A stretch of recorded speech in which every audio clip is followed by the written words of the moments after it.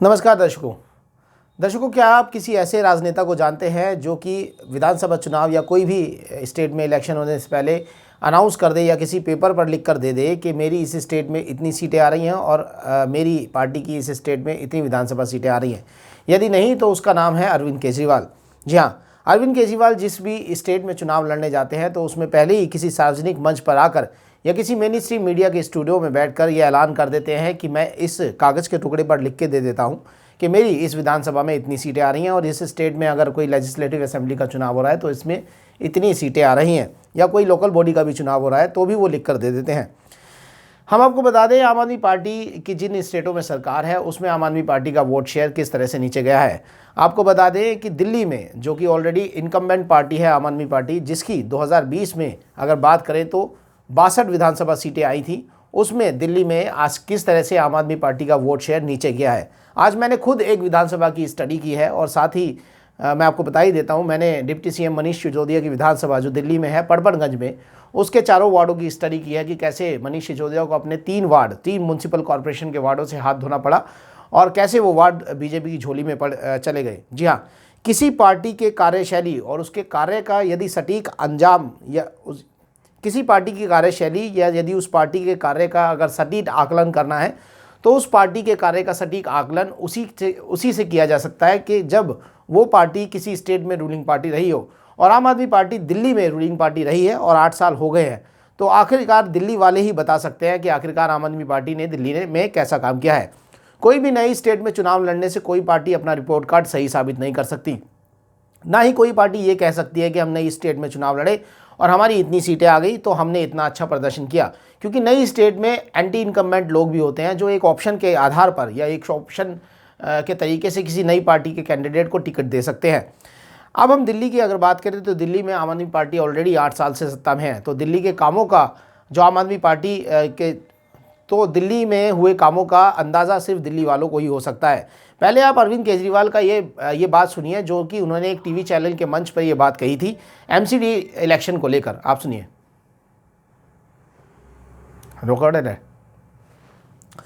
तो देखा आपने किस तरह से अरविंद केजरीवाल जो आम आदमी पार्टी के राष्ट्रीय संयोजक है, उन्होंने किस तरह से एक टीवी चैनल पर पहले ही बैठकर ये बता दिया था कि उनकी दिल्ली के म्यूनसिपल कॉरपोरेशन के इलेक्शन में 240 से ज़्यादा सीटें आएंगी और बीजेपी की 20 से कम सीटें आएंगी।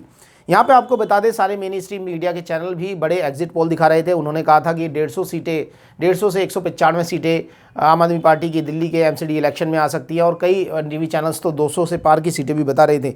लेकिन आपको एक बता दूं, जैसा कि मैंने अभी इस बाइट से पहले कहा था कि किसी भी पार्टी के कार्यशैली या उसके कार्य का अंदाज़ा वही लोग लगा सकते हैं जिस पार्टी के कार्य को उस स्टेट के लोगों ने देखा हो, और दिल्ली उसमें से एक है।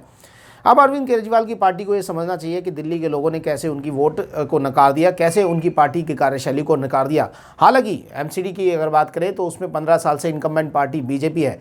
बीजेपी को लोगों ने वोट दिया। जी हाँ, ये आप सुनिएगा, बिल्कुल समझिएगा इसको। बीजेपी को लोगों ने नकारा नहीं है। बीजेपी ने 104 सीटें जो हासिल की हैं वो एक तरह से आम आदमी पार्टी को पुरजोर तरीके से फाइट देकर की हैं। और अगर एंटी इनकम्बेंसी की बात करें तो बीजेपी ऑलरेडी 15 साल से नगर निगम में काबिज है, तो 134 सीटें लाना आम आदमी पार्टी के लिए कोई बड़ी बात नहीं थी।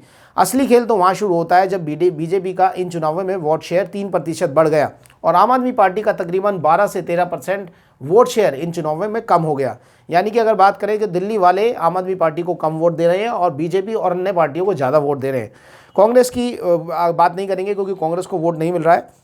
अब मैं एक विधानसभा का एग्जाम्पल लेता हूँ। मेरे हाथ में एक पर्चा है जो मैंने अभी स्टडी किया है, AC 57, जो कि दिल्ली में पड़पड़गंज विधानसभा डिप्टी सीएम मनीष सिसोदिया की विधानसभा है। इस विधानसभा की अगर बात करें तो इस विधानसभा में 4 वार्ड पड़ते हैं। पहला वार्ड मंडावली, दूसरा विनोद नगर, तीसरा पड़पड़गंज, चौथा मयूर विहार। अगर इनकी बात करें तो इन तीनों वार्डों में बीजेपी का कैंडिडेट है। जैसे कि मंडावली में बात करें तो शशि चांदना की जीत हुई, इन्हें 10,818 वोट मिले और आम आदमी पार्टी के कैंडिडेट को 10,632 वोट मिले।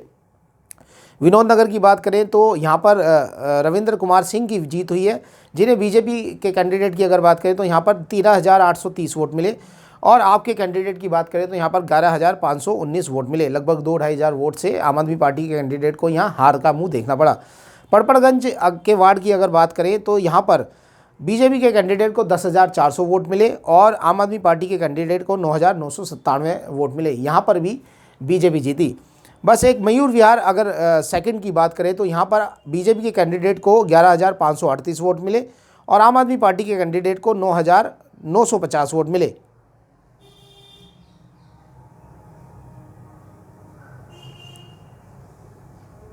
मयूर विहार, बस एक वार्ड अगर मयूर विहार की बात करें तो यहाँ पर आम आदमी पार्टी के कैंडिडेट को विक्ट्री हासिल हुई है, लेकिन किसी ने इसके पीछे का रीज़न नहीं जाना कि आखिरकार ऐसा हुआ क्यों।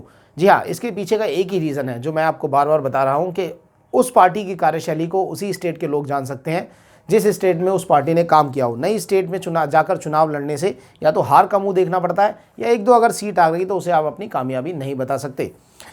अब आपको बताते हैं कि यहाँ पर टोटल वोट कास्ट हुई 1,03,900 के आसपास। और अगर आम आदमी पार्टी का वोट बैंक देखें तो इस विधानसभा में, पड़पड़गंज विधानसभा में, आम आदमी पार्टी को टोटल 42,098 के करीब वोट मिली। और अगर मैं इस 42,098 से 1,03,900 को डिवाइड करके इसका परसेंटेज निकालूं तो इसका परसेंटेज बैठा है 40%। जी हाँ, 40% वोट आम आदमी पार्टी को इन चारों वार्डों में टोटल कंबाइंड मिला के इन चारों वार्डों में पड़पड़गंज की विधानसभा में मिला है। 40%, आप ध्यान रखिएगा मेरे शब्दों पर। अगर मैं इसी पूरे आंकड़े को अगर विधानसभा चुनाव से कैलकुलेट करूं, जी हाँ, 2020 में जो दिल्ली में विधानसभा चुनाव हुए तो यहाँ पर मनीष सिसोदिया जो कि दिल्ली के डिप्टी सीएम हैं, उनको 70,163 वोट मिली थी और जिनका वोट शेयर रहा था 50% के आसपास, 50.71% के आसपास इनका वोट शेयर रहा था। तो आप ये मान के चल सकते हैं टोटल वोट पोल्ड, पहले हम बता दें टोटल वोट पोल्ड जो हुई थी यहाँ पर 1,42,397 के आसपास हुई थी और मनीष सिसोदिया को 70,163 वोट मिले थे और बीजेपी के कैंडिडेट को 66,956 वोट मिले थे। तो 50% के आसपास मनीष सिसोदिया को यहाँ वोट शेयर मिला था, वोट परसेंटेज। अब मैं एक आंकड़ा आपको बताना चाहता हूँ। तो पहले आपने देखा कि विधानसभा चुनाव में मनीष सिसोदिया जब यहाँ से एमएलए बने तो उनको 50% के आसपास वोट परसेंटेज उनकी पार्टी को मिला और जैसे ही नगर निगम में ये लोग आते हैं, जैसे ही नगर निगम में चुनाव होते हैं ठीक 2 साल बाद, तो यहाँ पर इनका वोट परसेंटेज 40% रह जाता है। तो यहाँ पर अगर बात करें कि 10% का आम आदमी पार्टी को टोटल लॉस दिखाई दिया। और आप ये समझ सकते हैं कि इस तरह से ही आप अगर 70 विधानसभाओं का कैलकुलेशन निकालेंगे, और सब इलेक्शन कमीशन की वेबसाइट पर है, आप जाके भी ऑनलाइन चेक कर सकते हैं। और यदि कैलकुलेशन अगर टोटल वोट कास्ट यानी कि टोटल वोट कितनी हुई है और कितने कैंडिडेट को कितनी वोट पड़ी है, पूरा कैलकुलेट करके अगर आप परसेंटेज निकालेंगे तो आम आदमी पार्टी का टोटल जो वोट शेयर रहेगा 13 से 14% आपको मिलेगा, जो कि दिल्ली में डाउन गया है। और ये बहुत खतरनाक बात है दोस्तों। ये मैं इसलिए क्यों कह रहा हूँ, क्योंकि मैंने इसका भी एक आंकड़ा निकाला है। मैं आपको बता दूं कि अगर वार्डों की बात करें, जी हाँ, दिल्ली नगर निगम चुनावों में पड़पड़गंज विधानसभा के चारों वार्डों की बात करें तो चारों वार्डों की पोलिंग का मैंने जो प्रतिशत निकाला है, एवरेज पोलिंग जो हुई है वो 49% हुई है। जी हाँ, अब देख लीजिए एवरेज पोलिंग 49 to 50% हुई है। तो अब आप खुद सोचिए कि टोटल पॉपुलेशन 2,31,000 के आसपास, उसमें एवरेज पोलिंग 50%, यानी कि अगर मान के चलें तो 1,15,000 1,20,000 के आसपास की जो पोलिंग बनती है। टोटल वोट जो मैंने आपको बताया 1,42,397 टोटल वोट जो मैंने आपको बताया, एक टोटल वोट 50% की बनती है। उसके बाद ये 10% डाउन होना ये बहुत बड़ी बात है। जी हाँ, क्योंकि एक तो टोटल वोट पोलिंग जो हुई है उसका नंबर बहुत कम है 50% के आसपास, उसके बाद भी आम आदमी पार्टी का 10% जो है वोट डाउन होना, ये बहुत एक तरह से सख्ते में डालने वाली बात है। जी हाँ, और वहीं दूसरी ओर आम आदमी पार्टी के बड़े नेता ये कहते हैं, शायद ये इस बात की कमी रही होगी कि क्या पता आम आदमी पार्टी वादे तो बहुत करती है, जैसे कूड़े का पहाड़ हटाना, दिल्ली को चमका देना, लेकिन उसका रोड मैप जनता को नहीं मिलता। तो आम आदमी पार्टी के नेताओं को ये सबक लेना चाहिए कि आखिरकार उनका वोट शेयर दिल्ली में नीचे क्यों जा रहा है, और इस बात से उन्हें ध्यान भी रखना चाहिए कि ऐसे कौन से विधायक हैं, किस विधानसभा में कौन से विधायक हैं जिनको अब बाहर का रास्ता दिखाने का वक्त आ गया है, जो कि अपनी विधानसभा में चारों वार्ड नहीं जिता पा रहे हैं और जो कि सिर्फ एक पार्टी पर बोझ की तरह काम कर रहे हैं। उन्हें भी बाहर निकालने का वक्त एक तरह से आम आदमी पार्टी के आला कमानों को सोचना गया है कि उन्हें बाहर का रास्ता दिखाने का वक्त आ गया है। नमस्कार।